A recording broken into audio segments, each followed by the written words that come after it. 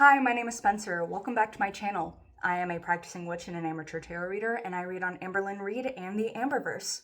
So, welcome in, grab yourself a cup of tea, sit back, relax, and watch the magic quite literally unfold.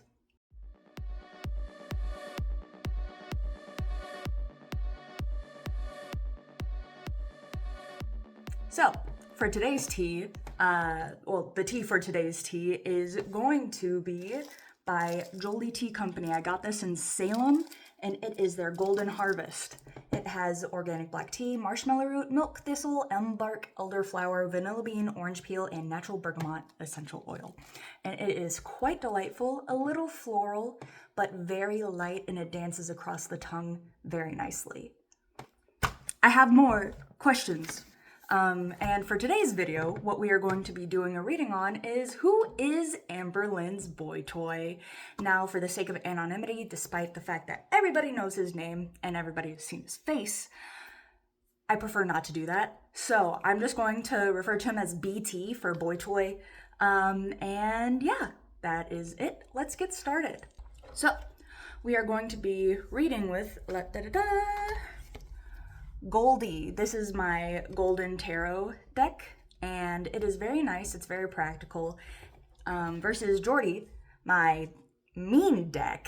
I did name it after reaction channels, The Ankle and Oh Lordy, it's Jordy. But yeah, so. Oh shit, here we go again. Please describe BT, the man that Amberlynn was talking to. Please and thank you. Okay, so for our cards, we have the Sun and the Page of Wands. So this is really somebody who is looking for a chance at something. The Sun is all about warmth, it's about brightness, it's what delights you and makes you happy and feel fulfilled. The Page of Wands, like I said, is the kind of guy that has none of the experience, but thinks he knows everything. And since it's about wands, it's about passion, it's about fire. This was someone who was coming in hot, coming in heavy, wanting to get the best possible outcome from the situation. So yeah. All right. Who is BT to Amberlynn? Please and thank you. So, we got the Four of Swords, the Knight of Wands, and the Strength card in reverse. It's really funny how with Amberlynn, we keep getting reverse major arcana cards. That's besides the point. But that being said, these two did fall out first. So really, she was in so the Four of Swords. So the Four of Swords is all about your mental space, is about taking that deep rest. Remember, in our last video, we talked about the 4 being the number that represents stability. And in order to have stability of the mind, one needs to rest. And with the Knight of Wands coming in, literally fell out right behind the card, it's like, haha, you've been fooled. I don't know if you guys have seen the Vine with the girl in the dress and then it's actually a jumpsuit. That's what this is. The Knight of Wands is someone who is coming in hot, coming in heavy. It's the elevated version of the Page of Wands. He has taken what he thinks he knows and is starting to actually apply it. He's no longer an armchair, whatever. He's actively applying and doing things. And with Strength in reverse, this was a weakness for her. This was a moment in time where, like she said, she feels kind of fucking ashamed because it's like, ugh. Moment of weakness, I was not feeling great. And so yeah, what Amber said about him seems to be true so far. Okay, so the next question is, who is Amberlynn to BT? Please and thanks. Remember, we always have to say please and thanks.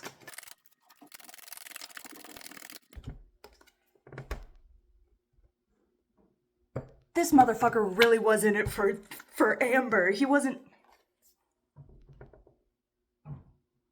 doing his damn best to pick her up, that's for fucking sure. So remember how we discussed in the last video that the Eight of Pentacles is all about putting in that work. It's like the apprenticeship card. It's like, okay, practice makes progress, but fuck, I want perfect. That's what this is. It's taking the kind of like calmness, patience, the waiting aspect of the Seven of Pentacles and actually saying, okay, my crop is harvested, now I'm going to work on it. And the Empress card really is self-explanatory. I'm not looking at myself, I'm looking at the card in the viewfinder. Dude, he had the fucking hots for her. Oh my god. Wow. Okay. Next question. What happened between them, please and thank you?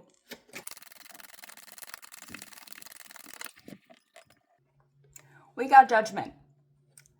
Now this is where the amateur tarot reader part comes in.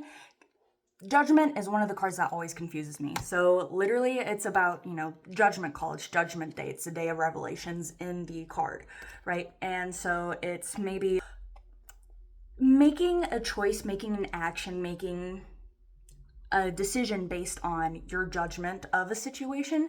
It's about, the dead coming back to life. And it's also kind of a bit of an awakening card. I'm going to ask for a clarifier.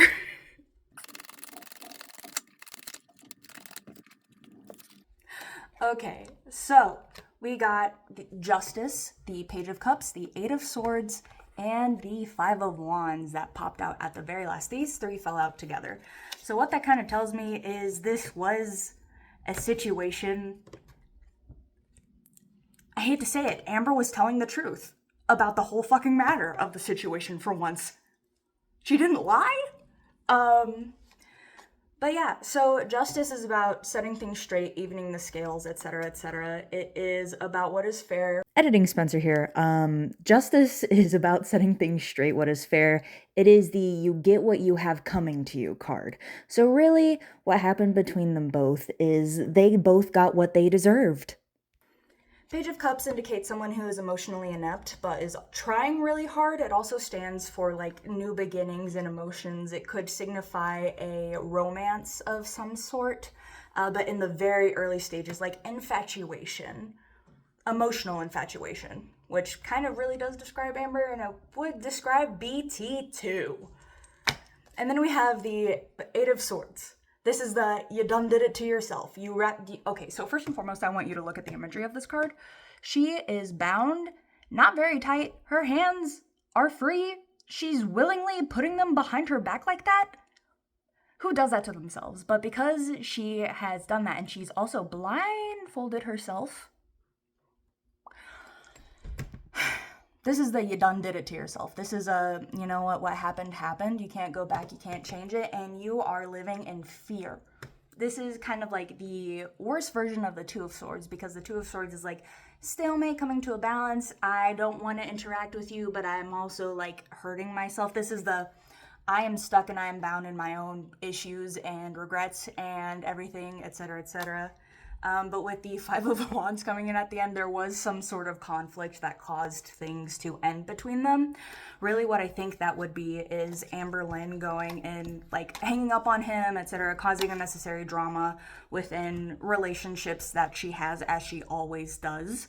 So really it is nothing new. She ended that cycle with BT the same way she ended the cycle with everybody else. Something got too much. There started being arguments, a little back and forth, but because it was such like a new thing, it wasn't like heated that much. The Five of Wands is very much like a healthy competition card, but it can also mean like useless bickering as well. Like it's conflict that has no purpose. And so that being said, yeah. So what were BT's true intentions with Amberlynn? Please and thank you. I realize some people probably might not like the way that looks, and I apologize. I'll stop doing it. I will suffer. Oh, we got one that flipped around in the deck. Okay. Yikes on bikes. So, we have the Five of Swords. We have Temperance. We have the Queen of Swords. I hit my elbow, sorry.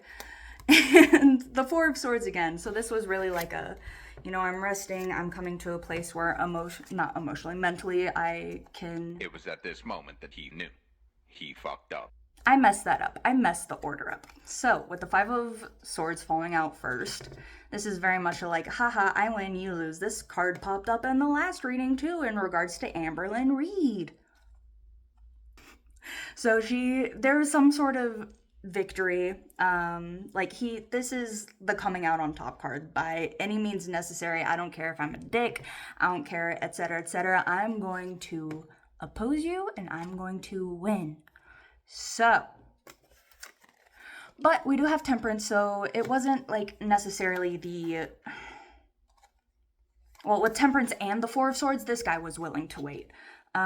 With the Queen of Swords, this is all about, taking things from a more logical approach, etc., etc. It's the way that she wields her sword. She wields it like she's literally thinking about using it just then and there. Like, unlike the Two of Swords, her grip is steady and it's ready. She's ready to get up and get going. But because you don't see any of her feet, which is important when it comes to people cards, especially kings and queens, no feet means no movement. So this is purely mental. She's fantasizing about it. She's fantasizing about all this stuff going on in her head. So that's really kind of like the lofty ideals. And because I read intuitively and also with the imagery as well as with the actual meaning, all of these birds above her head signify like lofty ideals, right? And so really what this signifies to me is that he really wanted her. He had a lot of these fantasies, a lot of these ideas, and perhaps he was in a place where, it seemed like the best option for him. He's trying to... Editing Spencer here, I fumbled over my words again. I was trying to say he's willing to play the long game to get Amber. But very idealistic. I think he liked the idea of it more than the thing itself, which, it's Amberlynn, Final question, which is basically what got confirmed, is what Amberlynn told Alexis about their interactions. Are they true events? Yes or no, and why? So when I ask yes or no questions with tarot, I typically take the yes or no meanings of each card, and then the card itself as the meaning to why it is a yes and why it is a no. So let's figure that out. Same question, please and thank you. I just said I would stop doing that. I'm sorry. Okay, so we got a no and we got a maybe card. So the Five of Wands is a no. The Knight of Swords, in my opinion, is a maybe. So that being said, I do not think that she was telling the complete truth, as always. What I think, because we didn't see a whole bunch of like wands, like the Ace of Wands or the Devil, which can represent like lust and obsession and like passionate devotion where you're unhealthily bound to each other. That also represents eroticism, blah, blah, blah. And because we didn't get any cards that represented that energy necessarily, they were flirting, they were a fling, they did not do the phone thing. But yeah, and that's really it. Thank you for watching. I hope you had an amazing day, and I hope you had a lot of fun. This was a rather short video. I'm getting significantly more comfortable with everything, and thank you for your continued patience with me as I figure everything out. That being said, cheers, and have a great day.